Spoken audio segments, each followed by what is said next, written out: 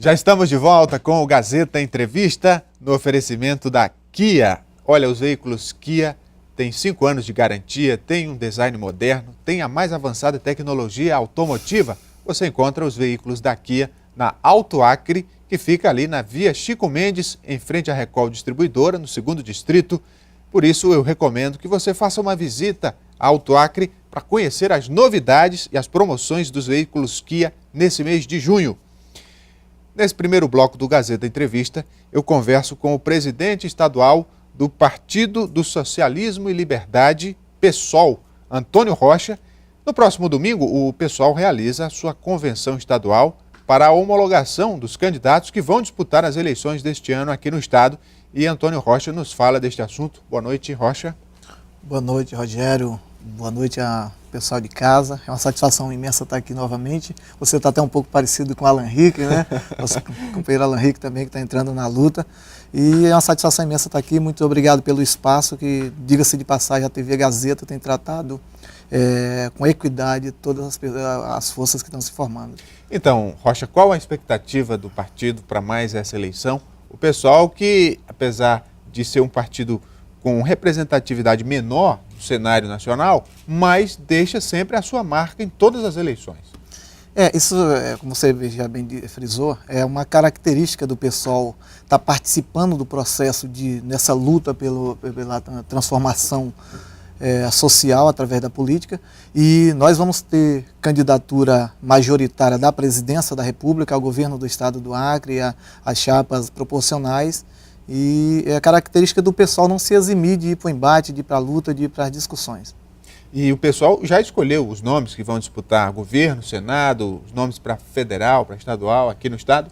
Então, aqui a nossa convenção vai ser agora domingo, né, aqui lá no Espaço VIP, olha o nome do espaço, Espaço VIP, mas ali no Vanderlei Dantas, no final da Getúlio Vargas, domingo a partir das 10 horas da manhã. E lá vão ser homologadas as candidaturas, já tem os nomes, mas os que vão surgindo lá também, a gente vai, a convenção que vai determinar, a convenção que vai deliberar sobre esse assunto. Quem vai ser candidato ao governo e ao Senado? Ao governo, o partido tem indicado o nosso nome mesmo. Ao Senado é o professor, meu aguerrido professor Fortunato Martins, que é professor universitário da Universidade Federal do Acre. E ao Senado, a presidência da República é a Luciana Genro. E no caso, como é que o pessoal está se articulando para enfrentar essa disputa? Porque ela já está bastante polarizada aqui no estado. Nós temos aí 3 candidaturas ao governo, 2 candidaturas ao Senado e uma terceira também buscando espaço. No caso, o pessoal, para entrar nessa disputa, com o que vocês vão contar? Olha, primeiro ponto, o pessoal ele tem se fortalecido muito nesses últimos anos, e principalmente agora depois do Levante de junho, pela participação ativa do pessoal no processo desses debates sobre as demandas do Estado, né?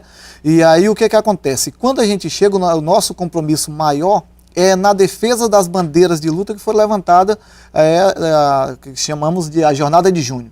Então isso o nosso programa nacional tem frisado isso, e são bandeiras também que nós defendemos e vamos defender. Isso significa dizer que a nossa coligação maior é com a sociedade civil organizada, que vai ter outros partidos em nível nacional, por exemplo, alguns que não têm registro, outros que estão se rebelando contra antigos partidos, que estão nos ajudando. Mas do ponto de vista institucionalizado, nós temos um compromisso com a população do Acre, com a população brasileira, de defender aquelas bandeiras que o trabalhador levantou na Jornada de Junho. Oficialmente, o pessoal vai se coligar com algum outro partido aqui no estado? Nós abrimos uma discussão inicialmente com o PV, abrimos naquele momento com o PV, mas o PV chegou às conclusões que não seria melhor, a gente de repente optou por uma outra opção. Programaticamente nós tínhamos uma possibilidade de diálogo, porque tem o verde e a gente de repente podia conciliar. Eu acho que das 120 propostas que nós poderíamos ter, de repente 20 a gente não convergia, mas 100 a gente convergia, então nesse ponto a gente poderia ter estabelecido. Não foi possível também, a gente respeita a posição do PV, mas o pessoal esteve aberto dentro de uma coligação programática, porque o pessoal não faz coligação eleitoralista, o pessoal faz coligação programática. Sem cair no sectarismo, mas também não caindo na questão do eleitoralismo. Nem mesmo para a chapa proporcional não vai ter coligação? Provavelmente não existe uma discussão que o pessoal está aberto para isso. Mas aqui no estado do Acre, lamentavelmente, e aí com todo respeito pelos outros partidos, mas existe um fisiologismo político muito grande. Você tem algumas frentes que as pessoas vão apoiar A ou B porque vai financiar a sua campanha. O pessoal não vai financiar a campanha de ninguém. Mas vocês não vão se coligar, não é por falta de convite. Não, né? de convite não, de convite não. Temos recebido vários convites, essa questão da proporcional, mas nós entendemos que os programas, primeiro, as três candidaturas que estão postas aí, que você falou, essa polarização, não existe, existe uma falta de polarização, porque eles são antagônicos só do ponto de vista da disputa de governos. E como é que você vê, então, as pesquisas que apontam essa polarização? Olha só, eu acho que a questão como existe uma massificação, a gente entende, eu respeito os órgãos de pesquisa, apesar de tudo, por exemplo, nosso nome nós lançamos, acho que foi o primeiro, fora o pessoal que já estava com a candidatura da Frente Popular, que já era praticamente definida, nós fomos o primeiro partido que lançamos nossa pré-candidatura. Não aparecemos em nenhuma dessas pesquisas. Então, nesse meio, existe o pessoal, por exemplo, que está insatisfeito, que são muitos, tem aqueles que ainda não decidiram nenhuma, pode ver que é de 17%, 14%, chega a 25% dos indecisos aí, se somar com os votos em branco. Então, nesse caso, quem sabe se não está aí o reduto do pessoal. No cenário nacional, como é que o partido vai se comportar? O senador Randolfo Rodrigues, lá do Amapá, ensaiou uma candidatura a presidente, mas aí disse que não recebeu apoio nem mesmo do próprio partido e por isso desistiu. Existe uma contradição em relação a essa afirmação do Randolfo. O Randolfo era o nosso pré-candidato do partido, a maioria do partido indicou o Randolfo para ser, pela atuação dele no Senado, pela coerência política do Randolfo, indicaram que o Randolfo seria o nosso pré-candidato à presidência da República. Só que o povo do Amapá nunca foi não achava interessante esse processo, porque o Randolfo faz falta no processo de atuação no Amapá. Defendiu, inclusive, a questão de uma candidatura ao governo do Amapá.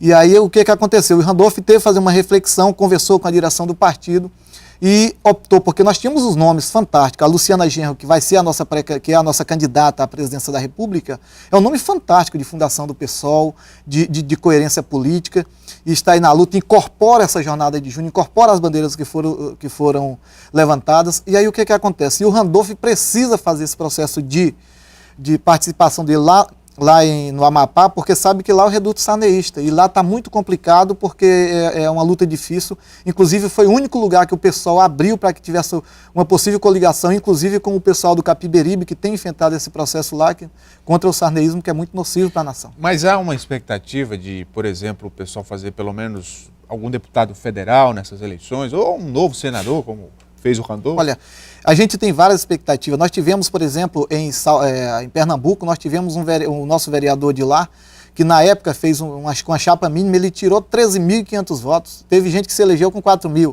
Então hoje provavelmente sai deputados.